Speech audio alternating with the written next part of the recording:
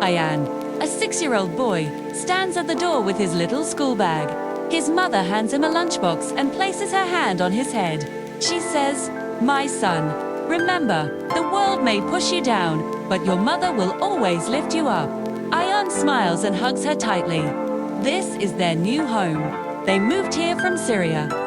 When Ayaan was 4 years old, his father was killed in a war. Since then, his mother has had to work long and hard to provide for them. She works as a cleaner and a nanny. Sometimes she works 12 hours a day. When she's not around, Ayaan feels scared and alone. But he knows that when his mother is around, everything will be okay. Because his mother is his superhero. She's strong and brave. She can lift him up when he's sad and make him feel better. As Ayaan grows up, he will never forget what his mother taught him. The world can be a tough place, but as long as he has his mother's love, he can be strong and brave too. The mother's hands are rough, her eyes tired from a long day of work. But as she sits under her dim lamp stitching clothes late into the night, a smile never fades from her lips. She walks over to Ayaan's bed, pulls the blanket over him, and whispers a silent prayer. In her heart, she asks for forgiveness for the times she has yelled at her son for his mistakes. She asks for strength to be a better role model for him, to be a better mother. Ayaan stirs in his sleep and murmurs, "Mom, I'm scared." His voice is small and filled with innocence. The mother's heart melts at the sound of his voice. She leans down and kisses his forehead. "Don't worry, my love, Mom is here."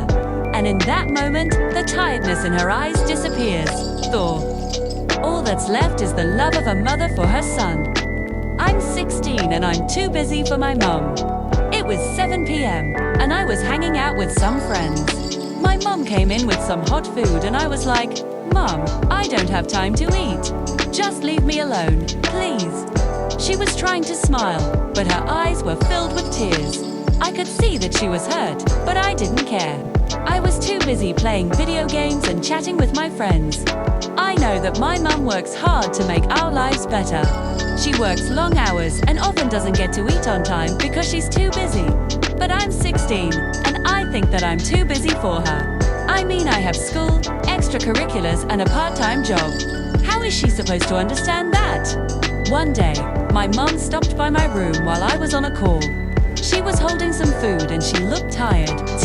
I could see that she was trying to smile, but her eyes were filled with tears. "Mum, I don't have time to eat. Just leave me alone, please," I said coldly.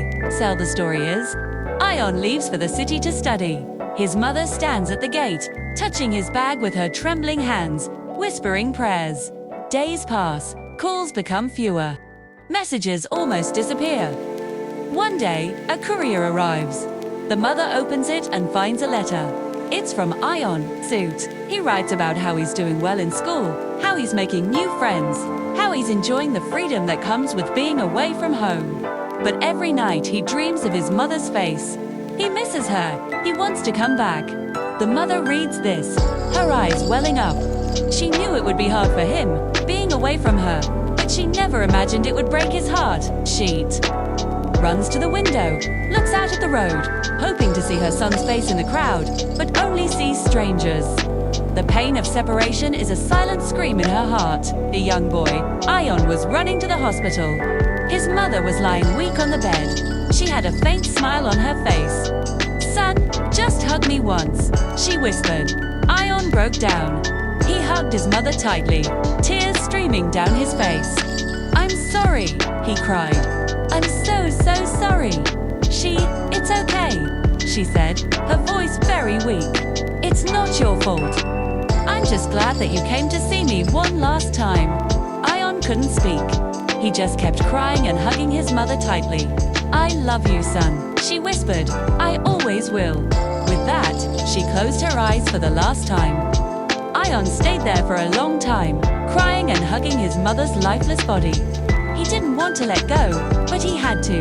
He knew that his mother was gone. This is the saddest story I've ever heard. If you want to hear more sad stories like this, stay tuned.